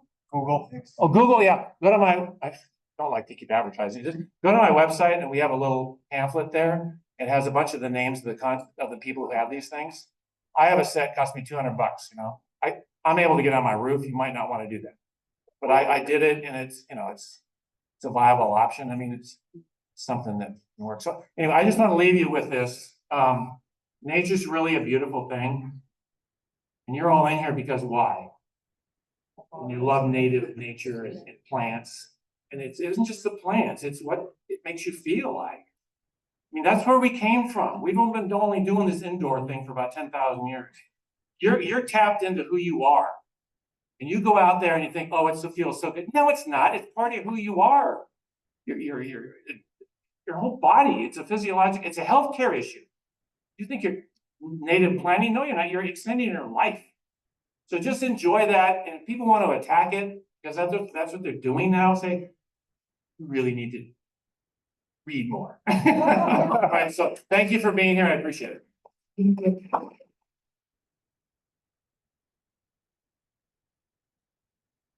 Wait, can I say one more thing? Yeah. I've got this great Chaparral Naturalist program. It's pretty cool. It's ending right now, unfortunately, but we have another class next March. Is that when we start? I think so. Only take 25 people. So this is our 10th year. So if you want to learn about all the native stuff, the Chaparral Naturalist classes are good, but they talk about rangeland and stuff like that. So we have a great program. So I'd love to see somebody maybe sign up next year. And my book, my Conan books over there too. Anything else? Okay. Thank you. Thanks for moving.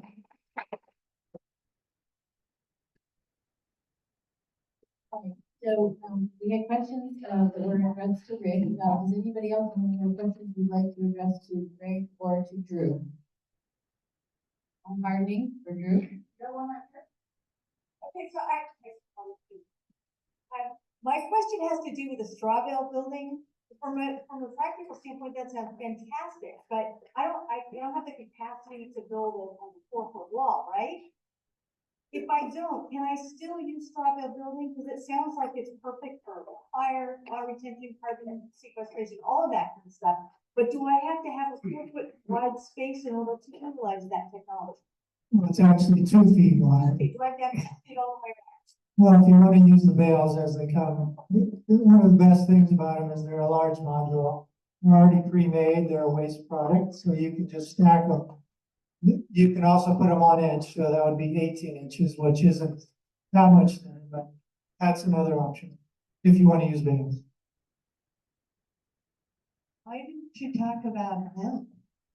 Hemp for the building. I was just touching on the building materials. We have worked with them, but it hasn't been permitted that I'm aware of in Southern California.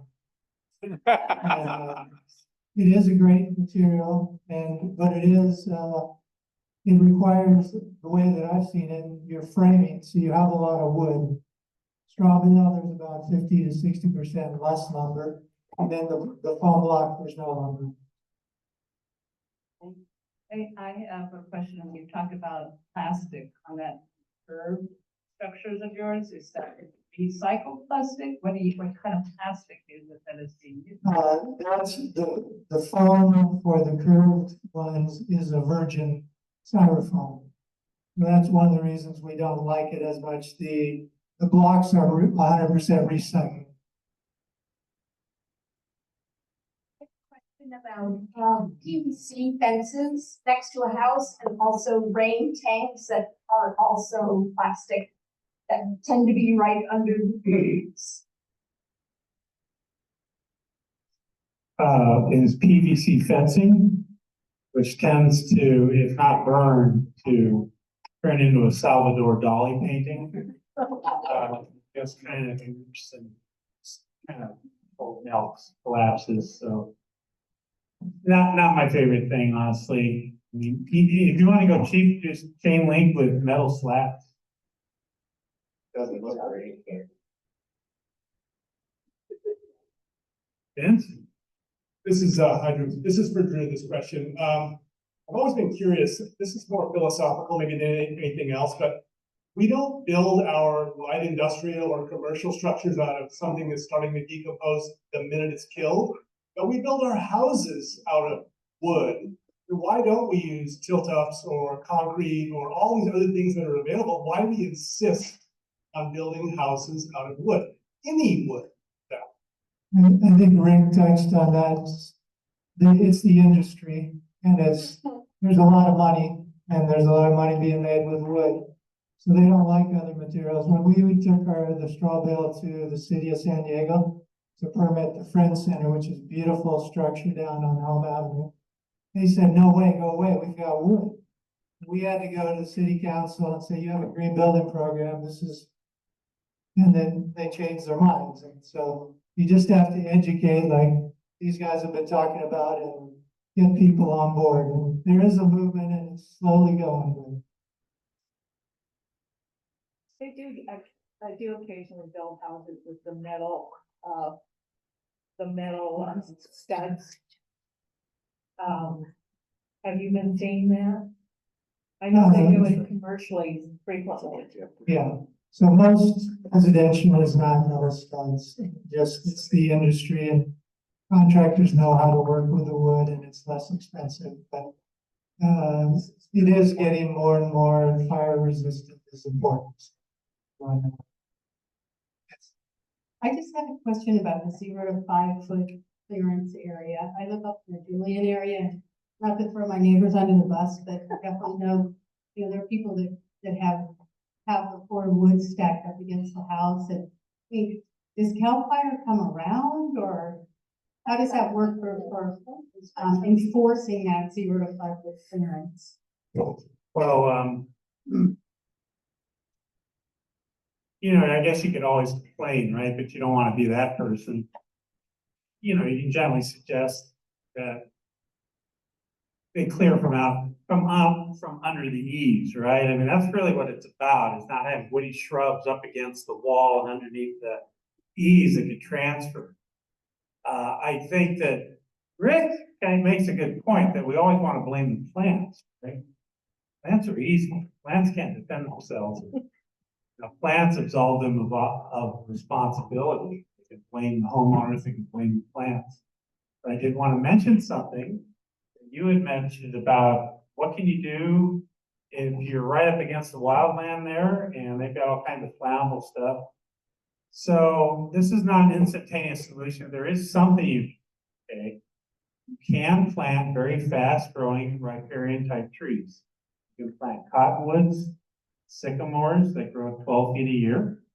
We've done that on a number of occasions, especially if people have this little short backyard and it's preserved right behind the house, and don't want you messing with the preserve. I get that. But we'll just plant sort of a firewall, if you will. And it's not just about cooling and catching embers, it's also about creating orographic lift. It's actually about creating turbulators. They mess with those laminar flows of undisturbed flows of embers. Not an instantaneous solution. Again, cottonwood sycamores, 12 feet a year. And you don't need it, you probably don't want to do it in a solid soldier line. You can stagger them a little bit so they have groups of threes, a little bit of separation down slope, with a little bit of overlap down slope, so that head on, you've got blockage, but it's still opened up, right? So that's at least something you can do that where the plants can, I think, help you out. Yes. As a follow-up to that, do you think we're looking at, I'm just looking at what's coming, if Newsom's pushing through the 5-foot state law, the statewide mandate, then what I see is public funding or sign an executive order to expedite it with Department of Forestry. So when I'm seeing public funding rather than what Rick is talking about with respect to going toward houses to subsidize these changes, it seems to me the public funding will be for enforcement, which is going to offload responsibility and liability on the individual homeowners, so they will drive around and cite people and mandate that you do things and remove things and do things, and that will be California's effort to mitigate and deter fire risk. Yeah, and I think Is that what's coming? Rick is more tied in. I think that's what's coming, and I think very surprised and say, wait a second, we didn't expect this. You're offloading everything, sometimes thousands of dollars worth of stuff. Just go do it now, and that's on you. Politicians want to be seen as doing something effective, right? So they go out there and make these big pronouncements and they set up these programs that are just about worthless. But then it transfers the responsibility to the homeowners and blames the plants. Just sort of absolves them of any. What if anything can be done? What can be done? What can we? Why don't you say something? It's a panel discussion. You're all. Well, so any of you get a notice, you're out of compliance and you mitigate, need to take that seriously, need to respond immediately, say, I object, do this consistently, because people's homes have been taken away from them when they don't do it. So that's exactly where it's going.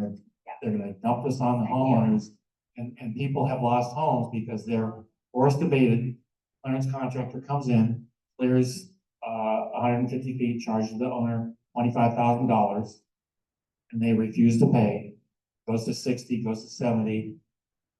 Loving tax collector in the county, it's a lien on the property. You can't pay, sell it public auction. So I'm serious. So don't take that lightly. You get a notice like that, you have to jump on it. Say you object, go through the process. So if you don't, weekend you're not home, they'll show up. Especially San Diego City, I think, still has the contractor who does that. So just, we have a couple cases on our website. What's the name of the company? Fire Protective Service. Yeah, Fire Protection Service. Those hacks. There's a page on our website that cites what you need to do. Be careful. That's what you're saying is very. So as a follow-up to that, Cal Fire is really pushing that communities get recognized by Firewise recognition. One of the first precepts is 3 to 5 feet of clearance along with a lot of other stuff. So my concern is, I was tasked, my community to start this, and I started doing all this research, all of you. And I put a bunch of stuff all over the place. Oh, And you're my the one. concern that I said on the road is, oh, we're all Firewise and we're all trying to make this effort. And then meanwhile, I'm officially declaring responsibility and liability for myself and my whole community for bringing in all the enforcement to tell us to abate and do all these things, whether they're supported scientifically or not. And that affects all of us because this is being pushed everywhere. So are these good ideas or not?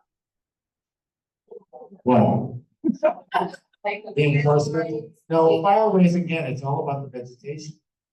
See, I mean, we're missing the issue. Don't know how to fix that. And all I can do is look at the data, figure out how to protect your own home, do some organizing, in your own community, and try to help people understand. That's what you can do. You can't influence Sacramento or the supervisors, they're all going for the next election, so you can do this. See, this is what's wonderful about this story. You can affect change in your house and maybe a couple neighbors. Do that. Then the next fire, you guys are okay. We got 2 questions, lady. We got one back here, one over here. Question back here. I want to thank the members of the committee for being such an expert. Now,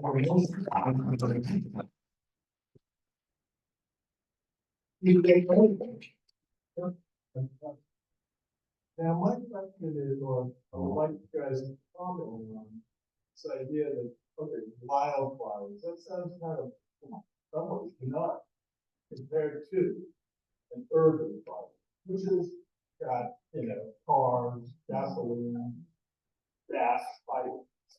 I'm thinking, how much does that stuff contribute to the spread of these fires in areas where many of us live, kind of dense, and versus the plants and such, cans of propane or what have you.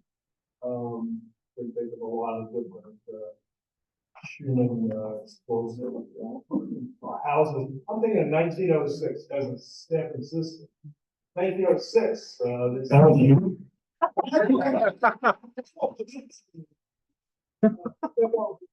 Yeah, was the great deal of the fire.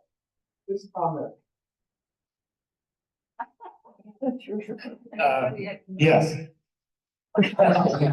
Urban conflagrations are going from house to house because that's the situation which went through and they were talking about. You've got issues with flames causing radiant heat igniting the next building, direct flame contact. Once that starts, you've got multiple places in the city that call. There's nothing the fire agency can do. And the fire stops when the wind stops. Not, or it hits the ocean. We got a question over here. Actually, can I mention something on that real quick? The number one determinant of Witch Creek Fire, this is a study in Rancho Bernardo. Whether the house would burn was the amount of accumulated debris on the roof. Is something that all of us can address. And it's sort of independent of a lot of this other flammable infrastructure. And also, don't plant Mexican fan palms. 4-foot flaming frisbees flying at 40 miles an hour, there's mailing. But honestly, I had a client who came out of their house and literally every car on the street, every home that was burning was due to palm fronds. In fact, they were trying to get up underneath their garage door, in fact, so. Okay, question here. Hi, I'm probably paranoid, but I live on a hillside in La Mesa. And we planted a tree a couple years ago. We planted like a peppermint tree, dwarf one, and the front part of the yard is like really only about 6 feet to the curb. So I'm worried now that it might be too close. And there's like a long line of junipers hedges going down between our neighbor's house on the property line. I'm worrying about like if that, how risky that might be and how I could convince my neighbors maybe that we could take them out. They're full of dead stuff. They're from the 50s. Having direct experience with burning junipers. And it's a real burning bush concept there. They are terrible in fires, so usually you'll hear me say it's all about hydration, but there's a few exceptions. Junipers and Mexican fan palms being two of the worst. So get rid of the junipers and put back some nice manzanitas and ceanothus and give them a drink every 7 to 10 days in the summer. Love it, look great. Slopes, so we need something to stabilize the manzanitas are good. Manzanitas are good, not only because they're skimming root systems, but also because they have a very important network of mycorrhizal fungi that support them and tie them together with all the other plants in the community, which are the actual stabilizers of soil. You don't hear that much, do you? Next question over here. Appreciate your recommendation for organizing local communities. Near mine, there are these two developments of nearly 1,000 homes, 2,000 homes to be built right on the edge of ecological reserves and other natural areas. One thing to do would be not just to organize people, but to work with developers, planning and zoning commissions, and some samples and how they done. We mentioned something about how you could do certain plants that would be an interface or other things. Have some kind of a recommendation that we should work with and have some science basis to be. Could that be done? Can that be something that something existing, or you guys could at least talk to some of the folks, join us in some of these discussions? Well, I love to do these presentations to public facility groups. I just never get invited. They know what they're in for. But yeah, no, like I'm saying, I'm desperate to talk to Altadena and Halsey because the stuff they're advocating up there, it's going to be so incredibly destructive and may make the problem even worse, right? So, yeah, I'm very willing to go do that. I'd love, that's why I was half serious. Is there any insurance adjusters in your audience? Wildlife corridors, and the thing that allowed them to put, what is it, $20 million into building those corridors was not how much wildlife was killed, it was the life insurance payouts in those areas. And so they got behind it and realized it was cheaper to put the overpass in than it was to pay for life insurance at the current rate. Whatever motivates them.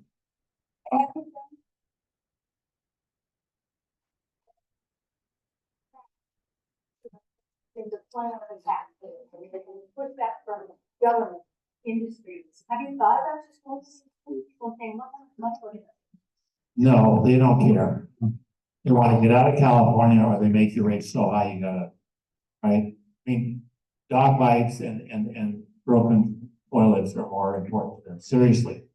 And the wildfire thing is so catastrophic, they don't want any part of it. You think that, fire safe house, like good driver discount, I've had those conversations. They're not interested.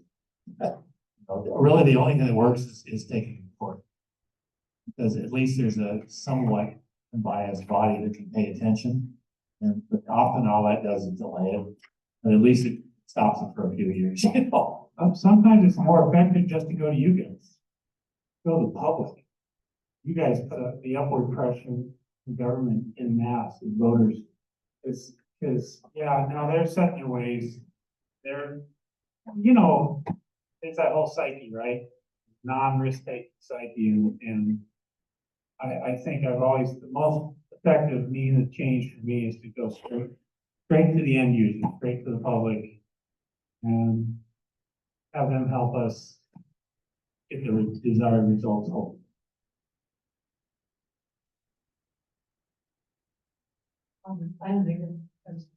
I'm Michigan, and I love salt.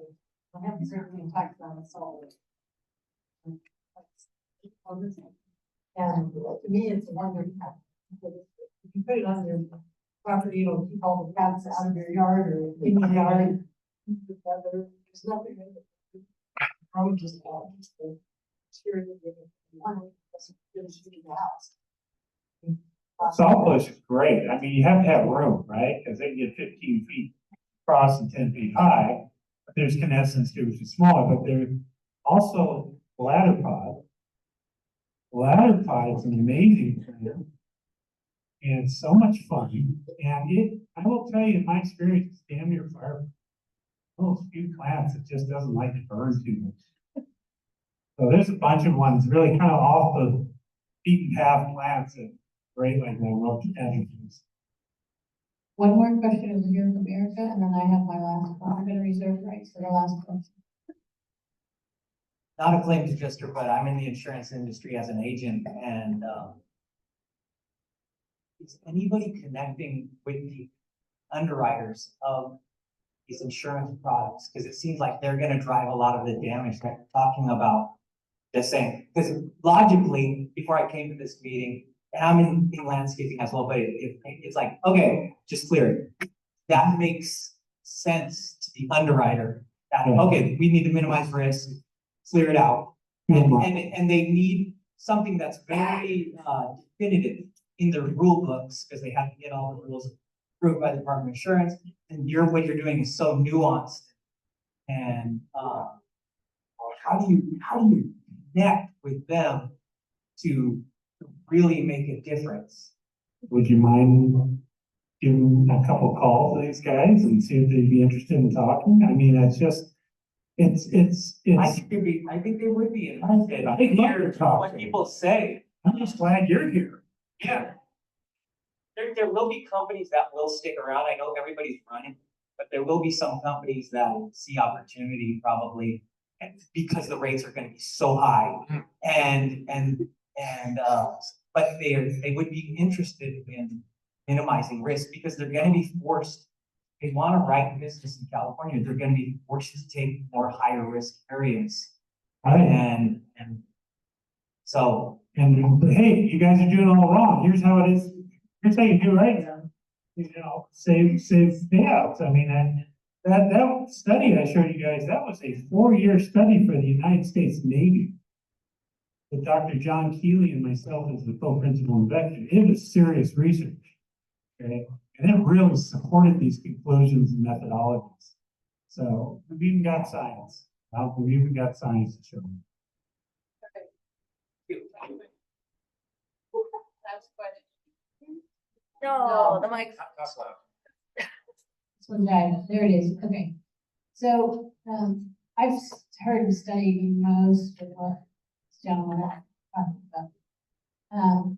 One of the things I just learned recently is I'll call it a concept, I guess. Backing, when a fire does backing. So something like a fuel break would help in that case, if my understanding is correct. I think you guys know if I'm wrong. Because we talked about, fuel breaks are, and this is quote that was from another presentation, and Greg might have been part of that audience. Fuel breaks are effective for 90% of weather conditions. Wind-driven fires are not part of that 90%. But depending where you are and the conditions for any particular fire, that could happen. How do you address that? That's what I'm totally. Well, I'm not a firefighter, but the thing is that the most catastrophic fires are all, wind driven, right? And we need to create a response to that that's effective.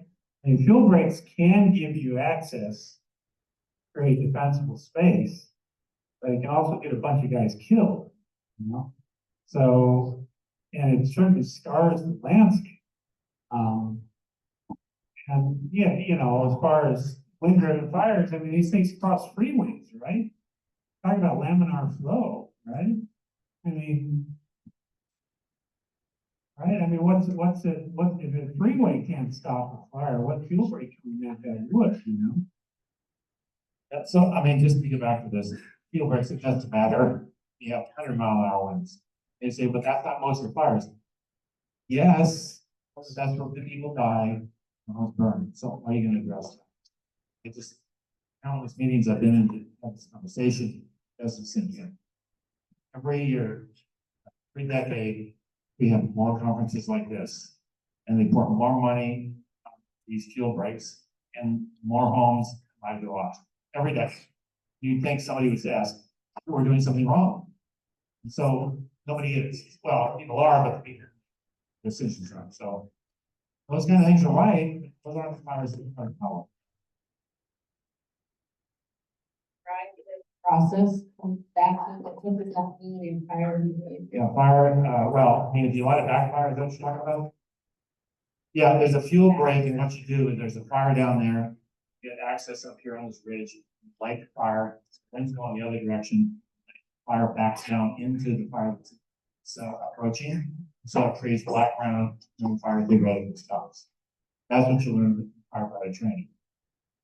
So you also learn that weeds and grasses are the number one denominator, firefighter fatality, which everybody forgets, which is why they remain more firefighter fatalities. So, yeah.